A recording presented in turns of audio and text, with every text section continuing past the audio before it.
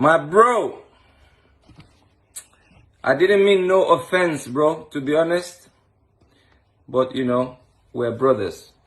And if I see my brother something not today right, as you offered to pray for me, feeling like, things not there right with me, I thought, I'll do the favor back. Because what you sow is what you reap. So you pray for me, I pray for you. So you notice something like maybe I'm pushing it too far. But I think when I watched your video about the guy that took his mom's last 500 naira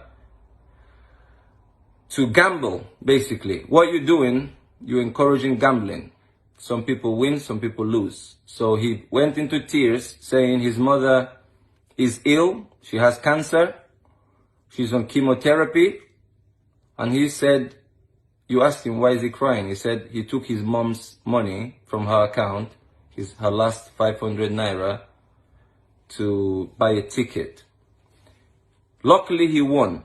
But I believe there are some guys who didn't win on that day and possibly took their dads or moms or friends' last money feeling like, oh, I'm going to win today because gambling is an addiction. So in that situation, I'm not condemning your business completely, but in that situation, I think what you should have said to him, I'm saying this from my heart, you should have said to him, he's lucky today, but don't do that again. Because if he didn't win, that means they might not have a meal. They might not even have a meal that day or the next day. And that's stealing. Like, you have to ask your mother to take her last money to go gamble. And I believe, some people borrow money to do these things. And when they're in debt, they end up arrested. They get beaten up and all that. So that was my worry, really. And I will tell you something. In 2019, I was offered endorsement deals from gambling companies that were launching in Nigeria. I went to God with it. I said, in Europe, people are there are regulations. They are regulated. They have more money here. But my conscience didn't let me do that in Nigeria because our people don't have money. They will go gamble their last money on Arsenal, Chelsea, and what next? They go home, beat their wives, slap their kids, being disappointed because you know how our country is. So I said no. And I went to God with prayer and I believe I had an answer. So I heard his voice and he said, do what you want. God doesn't force us to do things. But he said, I hope you trust me with your finances. So it was a good offer. A couple of months later, through the NFF, you can ask Dayo NAB, I received another message and he says, Osaze, there is a company here, like gambling company. They want to offer you something. Can I pass your number? I simply said, no, Dayo, thank you. You can call him and ask. I said, no, I don't do gambling. It's not for me.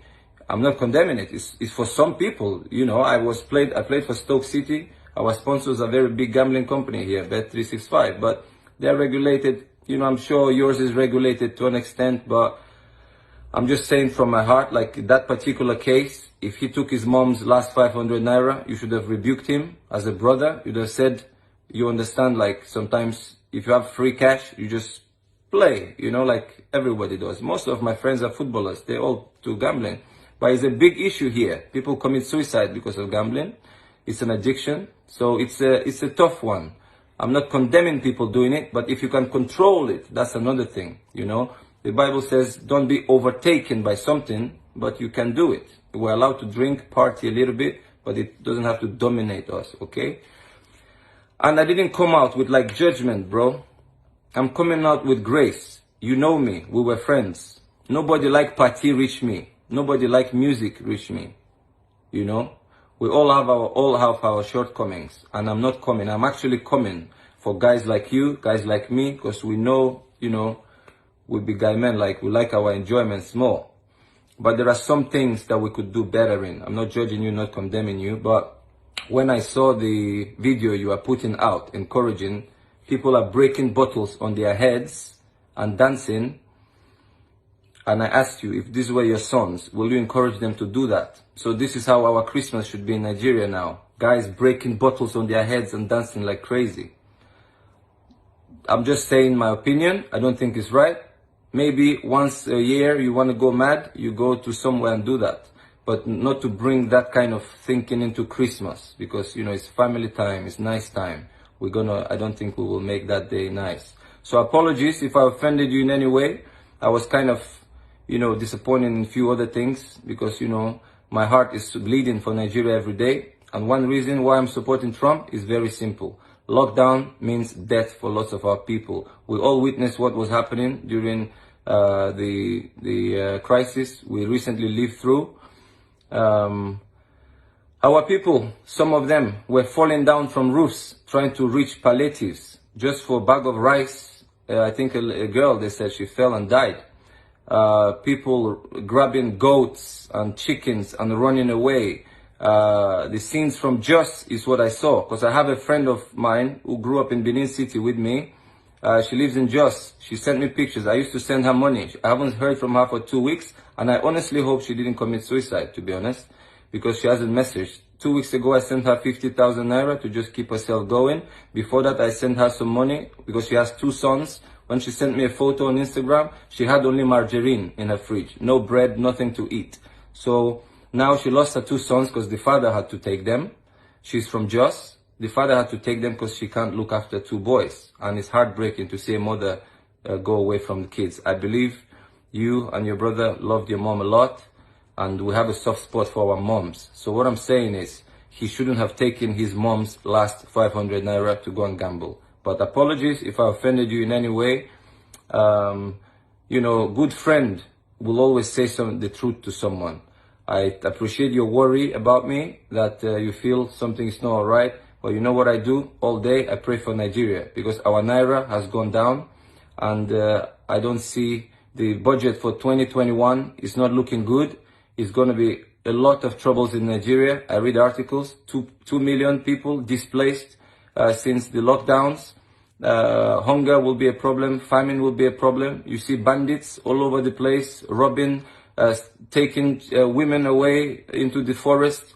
I think, you know, people don't see this, but I read the articles. Somebody from Abuja sends me articles from Nigeria, and every day it's hurting to see that. You know, we can't export petrol as we used to, so our economy will really be hit. I'm sorry again. You remain my favorite singer of all time, both of you. I'm not saying this because I want to make up with you. You were my favorite. You will remain my favorite because you were just the best. And I liked the innocent songs that you guys used to sing, and your beats are the best in the world. And the lyrics you had, they kind of had meaning. They were relevant to our society.